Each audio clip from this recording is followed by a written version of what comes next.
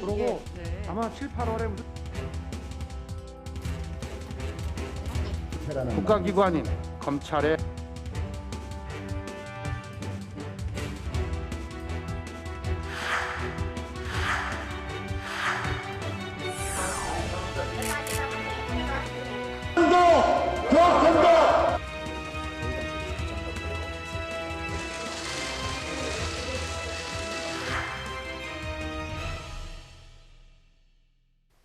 네, 이번 시간은 뉴스앤 파워 인터뷰 코너입니다. 윤석열 검찰총장의 직무 배제 논란과 공수처 문제, 또 각종 개혁 법안 처리까지 여야 쟁점 현안들로 연말 정국이 요동치고 있습니다. 제1야당의 입장과 해법은 무엇인지 국민의힘 4선의 중진 의원이시죠. 충남 아산시 갑의 이명수 의원과 함께 관련 내용 짚어보도록 하겠습니다. 어서 오십시오. 어서 오세요. 네, 반갑습니다. 네, 반갑습니다. 예, 예. 오늘은 당연히 지금 이 얘기부터 꺼내봐야 될 것 같습니다. 이 사상 초유의 현직 검찰총장 직무정지 사태 이후에 이 후폭풍이 거셉니다. 앞서도 전해드렸지만 오늘 두 가지 판단이 나오지 않았습니까? 그렇습니다. 관련해서 어떤 입장이십니까? 예, 지금 날씨가 매우 추운데요. 이 날씨보다 전국의 날씨가 더 쌀쌀하고 냉랭합니다. 네. 오늘 앞서 말씀드린 대로 두 가지 판단이 있었습니다. 저희로서는 야당 입장이 아니라 우선 국민의 입장에서 볼 때도 환영할 일이라고 생각이 됩니다.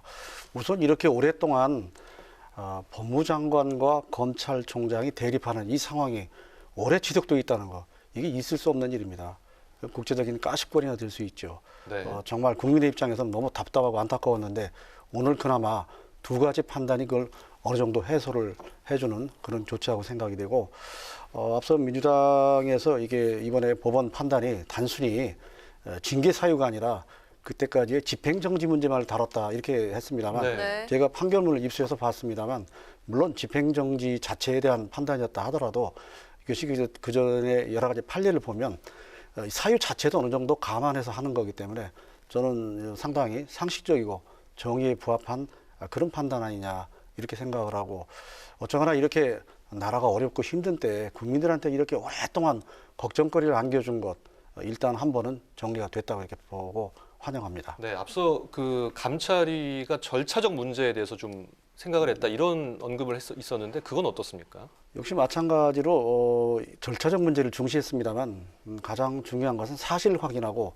절차적 문제가 함께 고려가 돼야 되는데 저는 두 가지가 다 고려가 됐고요. 밖에 이제 민주당에서 볼 때는 유리한 쪽으로 아마 절차적 문제만 봤다 이렇게 보는 거 아닌가 싶습니다. 사실 네. 확인도 제대로 안 됐다는 게 그동안 검사들의 여러 가지 그 댓글이라든가 또 여러 가지 그 의견 표출이나 이런 거 다 드러나고 있지 않습니까? 네. 네. 네, 또 추 장관이 오늘 정세균 총리와 문 대통령을 잇따라 만난 것으로 전해졌는데요. 일각에서는 윤 총장과의 동반 사태 논의를 했을 것이다 이렇게 이야기가 나오고 있는데 입장이 어떠십니까? 근데 저희가 볼 때는 가장 아쉬운 점은 왜 이런 중요한 시기에 이렇게 갈등이 있는데 왜 대통령이 가만히 계신가 하는 건 저희들이 정말 저는 여야 입장이 아니라 좀 이해가 안 된다. 이렇게 오랫동안 좀 지속이 될 때 어쨌거나 대통령이 다 임명권자 아닙니까? 네. 법무장관도 임명권자고 총당도 임명권자인데 어느 정도 빨리 조정을 해서 이런 혼란을 줄이도록 했어야 되는데 그게 좀 아쉽습니다. 저희가 볼 때는 이 동반 사태는 저희들은 쉽지 않은 문제입니다. 왜 그러냐면 잘 아시는 것처럼 법무장관은 임기가 없어요. 네. 그런데 검찰총장은 법으로 보장된 임기가 보장되어 있습니다. 이걸 어떻게 동반 사태로 처리할 건가 쉽지 않은 거고, 아마 한다 그러면 이제 징계위원회 열려서 혹여 해임 조치를 한다면 그에 따른 어떤 다른 조치는 가능합니다만 인위적인 동반 사태 이거는 법리적으로나 또 여러 가지 면에서 쉽지 않은 그런 처리입니다. 네. 동반 사태는 쉽지 않을 것이다 이렇게 네. 전망을 해주셨고요. 네네. 그리고 국민들이 또 상당히 궁금해하실 것 같은데요. 이 윤 총장이 지금 차기 대권 주자에서 상승세를 계속 이어가고 있습니다. 네. 범야권 세결집에 도움이 된다는 의견이 있고요. 또 네네. 오히려 이 보수 분열이 올 수도 있다. 좀 이런 내용도 있는데요. 윤 총장의 어떤 정치 입문 가능성 이 부분은 어떻게 보시나요? 글쎄요. 저희가 볼 때는 우선 윤 총장이 현직 검찰총장입니다. 그 막중한 임무를 하는데 저는 소임을 다하고 그 이후에 어떤 정치적인 입지나 어떤 변신을 한다면 그때의 문제라고 생각이 되고요. 네. 지금 우선 검찰총장으로서 정말 충실히 정의를 세우고 하는 일에 전념하도록 해주는 게 좋다고 생각이 되고요.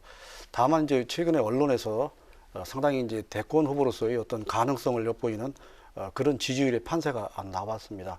뭐 저희로서는 뭐 어떻게 보면 부담도 되기도 하고 네. 우리 국민의힘으로서는 좀 걱정도 됩니다만 일단은 뭐 야권에 인물이 있느냐 없느냐 그런 걸 떠나서 한 사람의 어떤 대권의 가능성을 둔 사람이 있다고 하는 것 저는 긍정적으로 봅니다. 그러나 가장 중요한 것은 지금 우리가 그런 얘기를 할 때가 아니다. 네. 지금은 이제 검찰총장으로서 본인의 소임을 충실히 다하도록 우리가 좀 그분을 보호해 주는 게 오히려 낫지 않는가 그런 생각을 하고 혹여 그 이후의 문제는 본인의 의지가 제일 또 중요한 거죠. 그걸 봐서 판단을 늦지 않다. 다만 우리 야당에 인물이 없다 뭐 이런 얘기 많이 하는데 그거는 사실은 저희가 볼 때는 얼마든지 있습니다. 네. 인물을 만듭니다. 그건 어떻게 보면 야권 단일화를 바라지 않는 세력의 어떤 의례적인 표현이 아닌가 그렇게 생각하고 우리가 국민의힘이나 이런 야당의 입장에서 정말 그동안에 잘못된 거 우리가 제대로 치유를 하고 거기에 대한 새로운 그런 변신을 통해서 국민의 믿음을 얻다면 얼마든지 내세울 인물이 있다고 판단합니다. 네, 이제 또 국회 과제도 이야기를 해보겠습니다. 여당이 내일 예산안 처리와 또 개혁 입법들도 또 속도를 내겠다 이런 입장인데 대응은 어떻게 준비가 되고 있습니까? 지금 뭐 여야가 뭐 국회는 함께 끌어가는 두 수레바퀴 아니겠습니까? 네.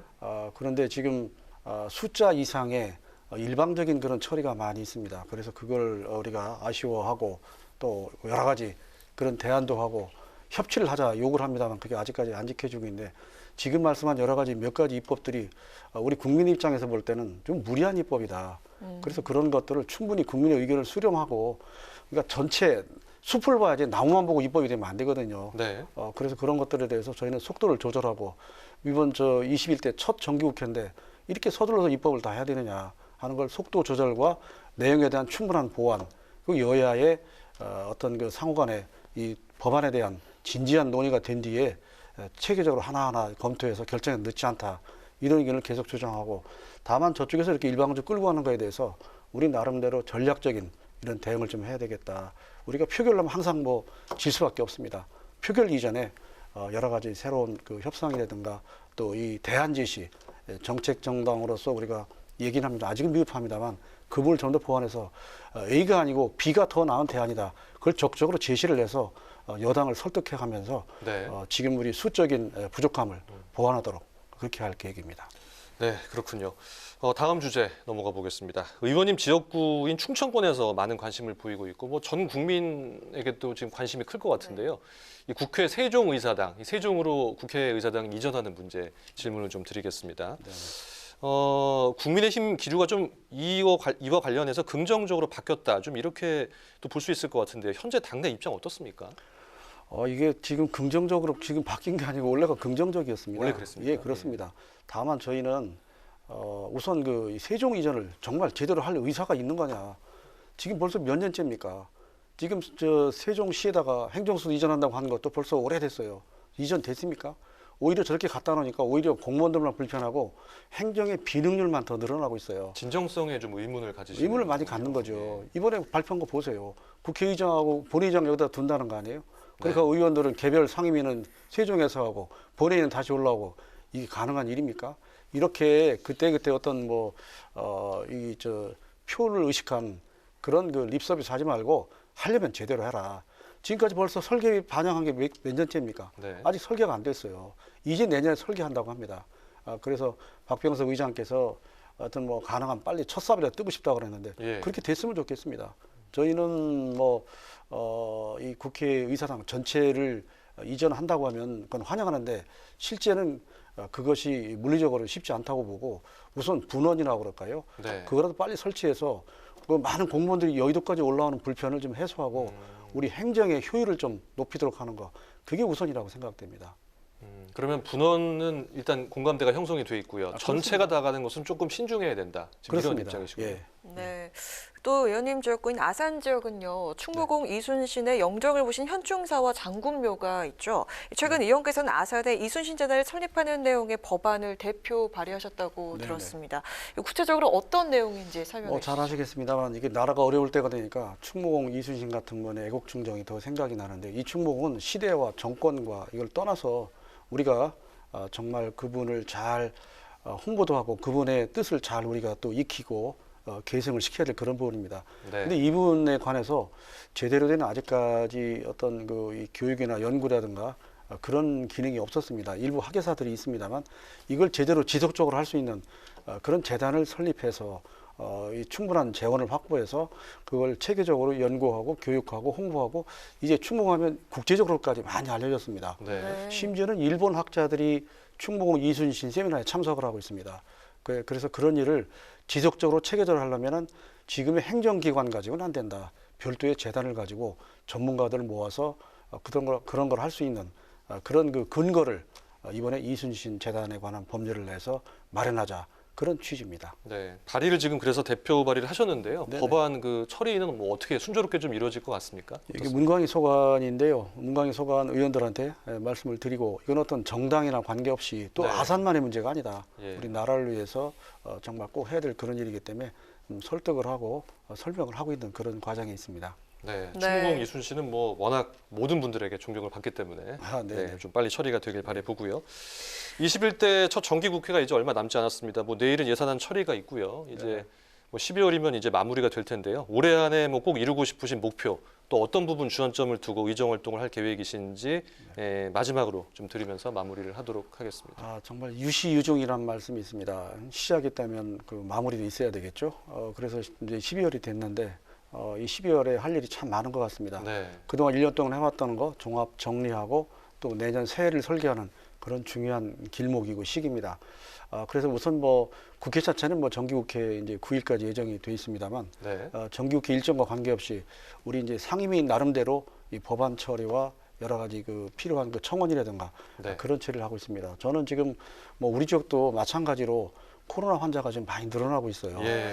그래서 코로나 확진자를 좀 더 좀 강화해서 줄여가지고 우선 저 시민들의 국민의 건강, 안전을 좀 확보하도록 하고, 그다음에 금년에 이 코로나 관련해서 소상공인이나 이 복지 같은데 아주 굉장히 어려운 상황입니다. 네. 그분들을 우리가 직접 현장에 나가서 도울 수 있는 것도 하고, 또 네. 정부 정책으로 그걸 받아서 좀 지금이라도 보완할 거 그런 걸 찾아서 하는 것은 시급하고, 내년 새해에 무엇을 할 것인가, 어떤 활동 할 것인가 하는 거를 저 혼자 결정하는 게 아니고 또 우리 지역에 있는 많은 시민들과 함께 협의하고 설계를 꼼꼼하게 하는 거, 그게 제 12월에 할 일이라고 생각이 됩니다. 네, 지금 지역 그 소상공인 분들이 지금 어려움이 많으시죠? 지역 목소리 어떻습니까? 정말 가면 뭐라고 말할 수가 없습니다. 어쩔 수 없이 이게 나오는데 정말 네. 언제까지 이게 될지 정말 하늘만 쳐다보고 뭐라고 말씀 제가 다 전달을 못 하겠습니다. 네. 예. 알겠습니다. 활발한 의정 활동 계속 부탁을 드리고요. 네네. 지금 말씀해 주시는 그 코로나 관련해서도 좀 확실한 대처 또 부탁을 드리도록 하겠습니다. 네네. 오늘 말씀 감사합니다. 네, 고맙습니다. 고맙습니다. 네, 뉴스엔 파워 인터뷰 지금까지 국민의힘 이명수 의원과 함께했습니다.